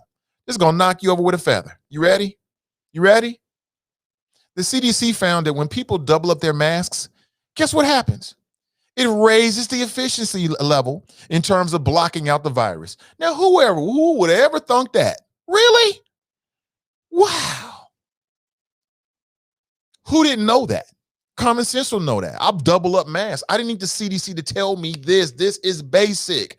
Obviously, if you wear 2 masks and you double up, it's going to make it a little bit more difficult for particles to transfer into your mask. We already know this. So I'm just saying, so when you send your kids to school, if they're going to school, double up. When you're out here in the community, double up your mask. Get you one of those surgical masks and then put your cloth mask on top of it. It's going to give you more protection. Let's go back to the phones. Good morning. Welcome to the show. Good morning, dear brother. How are you? I'm doing good, Sister Iris. Welcome. Good. Yesterday, it's amazing that the clip is even out. We see where the media is, and then 2, I just want to say, if you want to hear not more about what happened, but about the commission, tune in to Woke Wednesday. Yesterday, Commissioner Reese was on with us, and Julie Sellers came back on. And Julie Sellers actually said she wants to work with the community, wants to have a huge forum to deal with these issues. So I definitely called your name out as one who's been on top of this issue, because we need to begin to, now that things are settling, teachers are going back, whomever is not, things are settling, we need to figure out all these issues that are plaguing the learning environment for the children. The issues that were there pre-pandemic, because we act like we weren't having learning loss and the district wasn't in low scores and schools were failing. All these things that we want to talk about. So it was one of the things I wanted to share with you, dear brother, that President Sellers definitely wants to have the conversation in a very public way with community, and I'm all in for that. I want to get something done. But I also wanted to say yesterday about Commissioner Reese coming on. I think she's been there 30 days. And she didn't go into specifics about the back and forth. She just said there's going to be some people who don't like your style of working. And we all watched her work hard to get elected into that seat. But she also talked about some things that I wasn't familiar about, Nathan, with the commissioner, Hamilton County Board of Commissioners. And that's the consent budget, where things are bundled and they just get passed and nobody questions where these dollars go, who they are going to, and why. And she also was just voted because she came down saying, I want to come in and look at the dollars around the PPE to ensure that the citizens in Hamilton County are getting these dollars. The commission has leftover money from last year. Additional monies are coming. More money is coming. And so she was simply, in my view, and then listening to her explain it last night, bring all of the rest of the county offices together so there's a one-stop shop. And if you are like me, I've spent the last couple of weeks trying to help seniors in our communities either navigate the system to get an appointment for a vaccination. And if you are like me, I've fought hard to get testing in our community because the access is not easy. And if you're like me, you realize how complicated it can be. It's not easy. So I actually appreciated the conversation that she was attempting to have yesterday. And this is, I'm not disparaging Commissioner Dumas, but if you're in public and things are going awry, and she was talking to Jeff Alludo, meaning Commissioner Reese, was talking to Jeff Alludo, the administrator for the county, to bring back what is the bottleneck? Why can't people access the dollars that are here right now? And if people don't access those dollars then go back to the feds. They don't get to stay inside of the coffers of the commission. And so she's saying people are being evicted. Duke is saying that they're going to cut off your gas and electric right now. She was saying that she wanted to ensure that business owners like myself, if we need help, that we can access these dollars. And she was saying, how can we create this one-stop shop for people to get access to these dollars so that their lives won't be impacted in such a negative way? Black people are losing their businesses too. Our doors are closing. So we need help just like everybody else. When the PPE came from the feds, one of the things that Commissioner Reese talked about was that the banks were calling their biggest clients. They weren't assisting the little ones. They weren't assisting micro businesses like mine. They weren't calling us. And so they were getting the money to these bigger businesses. So what I heard was just, I don't know what Commissioner Dumas's issue is. And I wouldn't care if I was Commissioner Reese. I was elected by the people to do what she said she was going to do. 212, and I think she said it was 584 people voted and supported her, what she ran on and wanted her to do it. And she said she was going to do it in the public. So she came on yesterday and she ran it all down to us. She didn't get into the weeds about what was going on back and forth because she said, I'm going to do the business. But she actually, when she talked about that consent budget that I'd never heard of before, where you could just say, yeah, I vote on it, and the monies go, and you don't know, what folk are doing with it or why. She talked about the additional monies in the budget for the Port Authority. She talked about the bundling of these of bonds that they just vote on and they just go away. And she said, I want to know what this is. And she talked about being at the state level and at the city level where things are line items. So you know exactly where dollars are going. That's not how it works in the county. So she is learning as well, but trying to get the people who are responsible for her knowledge to grow, to understand the process, to give it to her. And that would have been the administration. I don't know why Commissioner Dumas was feeling any kind of way. And that's why I will never be run for office because, my father taught me how to string cuss words together to make a sentence. And that was just disrespectful, what I saw yesterday. And I would say this to Commissioner Dumas. Of course, I wish that they could get along, but sometimes you can't. And this ain't about you liking me or about you being my friend, but this is about her doing what she said she was going to do for the people. So it takes 2 votes to get stuff done. And if you person doesn't like your style or like what you're putting forth, they may not want to vote for you. And it was clear something was going on. What? Who knows? Why? Who gives a daggone? But that's what Commissioner Reese was talking about yesterday, is getting that additional money. I think it was up to maybe, and if someone that was listening to Woke Wednesday yesterday, if my numbers are off, please correct me. It was up to $16 million or something like that. That money needs to get out to people right now in the county that need help, and they need to figure out how to do it. And that's what I heard yesterday. That's what I heard when I listened to the commissioner meeting, because I watched them. And then that's what she explained yesterday to us. So, it was about the money. The other thing I wanted to bring the choppers up to date on, we're back, I think, in front of Law and Public Safety next week with the no-knock warrant language. It has been drug out for a while. I don't know why. Our other priority police accountability measures are being drug out. I don't know why, since last June. However, we did get, as I said before to you on the choppers, Nathan, and I think this is huge. We were successful in impacting the contract of the FOP. I don't think it's ever been done here or any place else where Black folk who have been fighting for equity, tangibles, and policy change has changed the police union contract. So I definitely will keep you abreast on our next steps and our next moves. You all are the most important people. It's about the citizens. It's about us. And I'll just keep you updated.